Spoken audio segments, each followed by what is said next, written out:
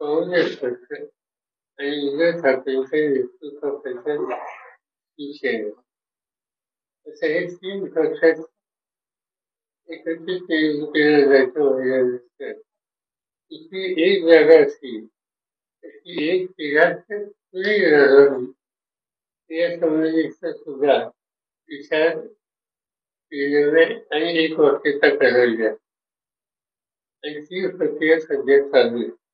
गेले 3 दिवस मुंबईला 3 पक्षाची नेतृत्व आहे आणि जागांचं वाटप ही प्रक्रिया ते संपवत आहे. ते वाटप या संबंधीचा निर्णय झाला तर तो पक्ष तिथं कोण उमेदवार द्यायचा याचा विचार करेल आणि आमच्या अपेक्षा आहे की 10 दिवसात हे सगळं संपून प्रत्यक्ष लोकांच्या जाणं लोकांना आपली भूमिका सांगणं हे आमचे सगळे सरकारी सुरू करतील. महाराष्ट्रात साधारणतः वातावरण आहे ते अनुकूल 5 वर्षाच्या पूर्वी या निवडणुका विधानसभेच्या झाल्या त्यावेळेला 5 वर्षापूर्वी काँग्रेसचा एक खासदार निवडून आला, राष्ट्रवादीचे 4 झाले. यावेळेला 48 पैकी 30 लोक निवडून आले याचा अर्थ लोकांचा बदल आहे. लोक परिवर्तनाला उत्सुक आहेत आणि सत्ताधारी भाजप आणि त्यांचे सरकारी पक्ष यांना बाजूला करण्याच्या मनस्थितीत आहे.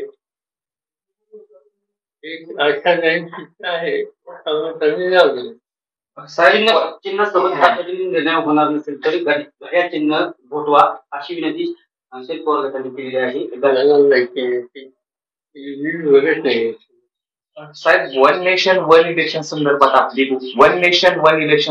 आपली भूमिका काय?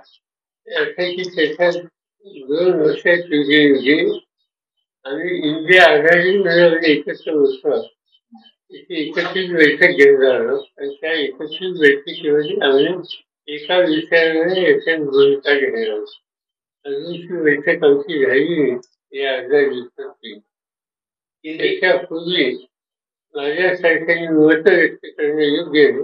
बाकीच्यांना त्यांच्या मताचा अंदाज आम्हाला लोकांना घ्यावा लागेल. केंद्रीय निवडणूक आयोगाचा राज्यांचा दौरा करणार आहे. विधानसभा निवडणुकीच्या पार्श्वभूमीवर हा दौरा होणार आहे. 27 आणि 28 सप्टेंबरला हा केंद्रीय निवडणूक आयोगाचा दौरा होणार आहे. चांगली गोष्ट काय केंद्रीय आयोग निवडणूक आयोग इथे एकंदर स्थिती काय याची पाहणी करते. एक संधी राजकीय पक्षांना सुद्धा असते, त्यांना काही सूचना काही त्यांच्याकडे भूमिका मांडली. आता गेली 2 करण्याच्या ते स्वतंत्र राज्यामध्ये आले जिथे निवडणूक आहे तिथे सुसंवाद साधायला सोपं होतं आणि निवडणूक आयोगाचा हा दृष्टिकोन त्यातून स्वागत करतो. साहेब, दिल्लीच्या मुख्यमंत्री आतिशी झालेल्या 3ऱ्या महिला मुख्य दिल्लीला मिळालेला आहे. कसं बघता या सगळे? तसा इथे केजरीवाल अतिशय उत्तम काम करत होतं आणि त्यांची टीम विचारली तसा त्यांना एका विशिष्ट स्थितीमध्ये कॉर्नर केलं गेलं. मुख्यमंत्र्यांना तुरुंगात टाकले गेले केली तसंच त्यांच्या विरुद्ध खोट्या केसेस केल्या गेल्या. त्यामुळे शेवटी एखादी व्यक्ती सुद्धा कधीतरी दुसऱ्या विचाराला जाऊ शकते आणि त्यांनी सांगितलं आणि त्यांनी राजीनामा दिला. आता त्यानंतर कोण यायचं त्यासाठी त्यांच्या पक्षाचा अंतर्गत हा विषय होता. पण त्यांनी ज्यांची निवड केली त्यांचं काम आम्ही दिल्लीमध्ये पाहतो. एक अतिशय कर्तृत्वान अभ्यासू विचारवंत अशा प्रकारची महिला आज दिल्लीचे मुख्यमंत्री होते ही अतिशय चांगली गोष्ट. याच्या आधी 2 मुलींनी दिल्लीचं नेतृत्व केलं आणि या दिल्लीच्या प्रशासनाचा एक दर्जा उंचवला. ही परंपरा या मुलींनी सातत्यातून करतील याचा मला विश्वास आहे आणि आम्हाला लोकांची शुभेच्छा त्यांना आहे. महाराष्ट्रामध्ये पाऊस चांगल्या प्रकारे झाला आहे, परंतु अजूनही काही ठिकाणी अतिवृष्टी झाली, काही शेतकऱ्यांचं नुकसान होताना दिसतंय.